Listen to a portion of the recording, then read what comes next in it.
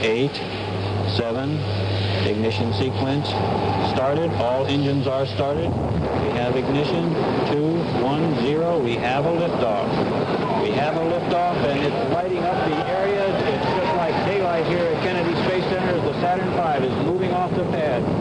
It has now cleared the tower. NASA is now celebrating the 50-year anniversary of Apollo 17. This was the final mission of the Apollo program, and most notably, the last time humans set foot on the moon's surface.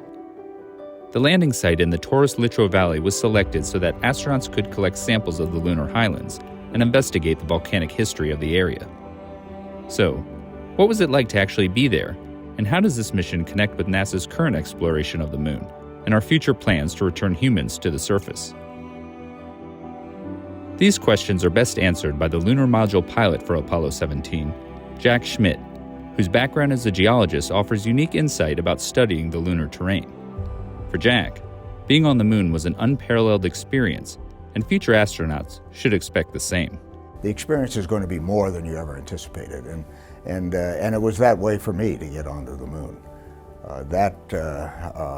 Seeing this valley of Taurus-Littrow, which is deeper than the Grand Canyon, as a matter of fact, mountains to 6,000 and 7,000 feet above you on either side of the valley, all silhouetted against a black sky with brilliantly illuminated mountain slopes.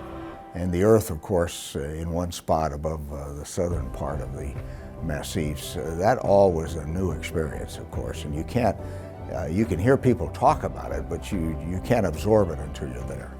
Being there is the essential human ingredient in any kind of experience of that kind.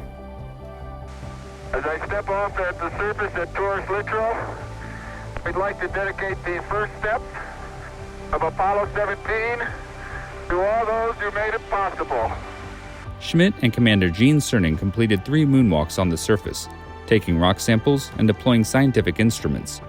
Difficult work considering the surface gravity is only about 1/6 that of Earth's. What are you working on, Jack? I'm taking a pan. Very good. I'm coming right now. I bet you $1 to donut that you don't get a TGE reading. Yeah, Gene, if it's easy enough to take it off, why don't you take it off the rover and we'll try and level it and the stuff.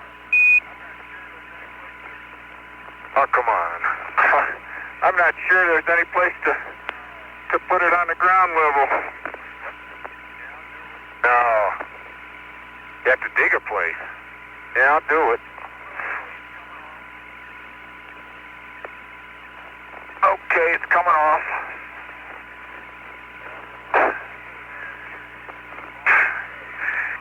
Well, I'll set it right up here. It's gonna fall down a hill. You better stomp off a good place. Yep. The conditions on the moon, however, were also ripe for the astronauts to have a little fun on the surface as well.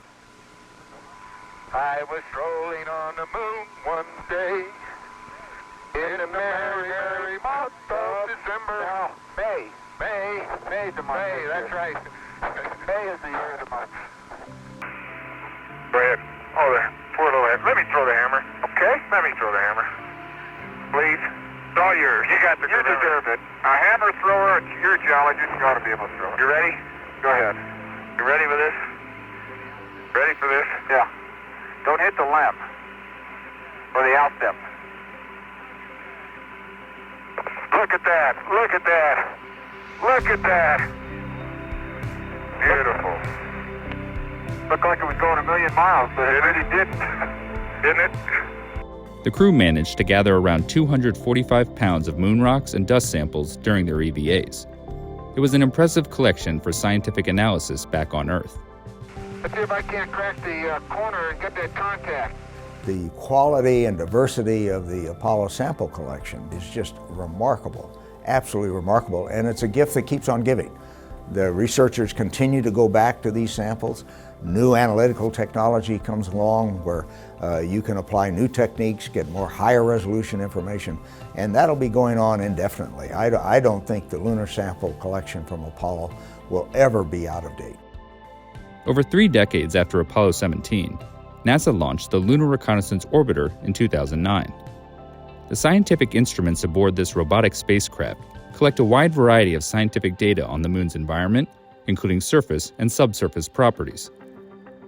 And since LRO has now been in operation for over 13 years, it has provided a treasure trove of new information about the moon, as well as the capacity to help scientists reinterpret older data and answer scientific questions that had been lingering from the days of Apollo 17. One such case involved the debate over the origins of a light-colored mantle seen at the base of the South Massif in Taurus Littrow.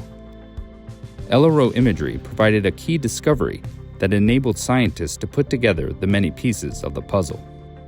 One of the high sun angle LRO photographs made it very clear that there was an older, slightly darker avalanche partially underlying the light-colored light mantle avalanche. And that immediately brought into question whether or not the light mantle avalanche, as people had thought, was triggered by secondary material thrown from the crater Tycho, some 2,000 kilometers to the southwest.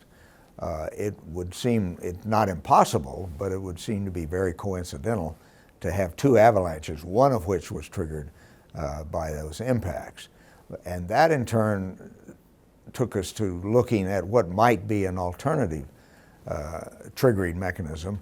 And the more we began to understand the Lee-Lincoln scarp, and that it was indeed, as a result of other LRO analyses elsewhere on the moon, that it was indeed a thrust fault scarp, then you start to think, well, maybe these are being triggered by seismic activity, moonquakes. And so it sort of snowballs.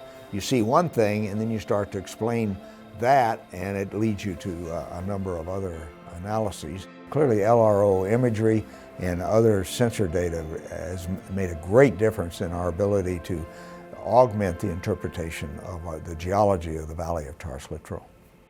As the LRO mission continues enhancing our ability to interpret Apollo-era data, while also collecting new information about the lunar terrain, Jack sees a clear roadmap for the future exploration of the moon and where we should go next.